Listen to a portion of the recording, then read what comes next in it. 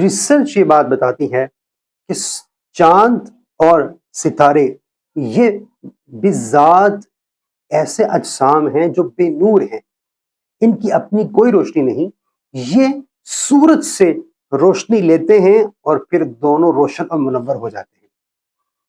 اب اس سے ہمیں جناب یوسف علیہ السلام آپ کا جو خواب ہے اس کا یہ راز سمجھ آتا ہے کہ آپ نے جب اپنا خواب بیان کیا تو آپ نے کہا انی رأیت 11 کوکبا والشمس والقمر رأیتهم لی ساجدین، کہ میں نے 11 تاروں کو دیکھا اور سورج اور چاند کو دیکھا جو مجھے سجدہ کر رہے ہیں۔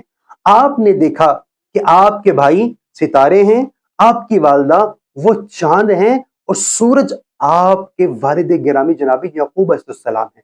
تو اب جناب یعقوب علیہ السلام آپ اپنی زوجہ اور بچوں کے لیے نور کا مصدر تھے، علم کا مصدر تھے، وہ معرفت کا مصدر تھے۔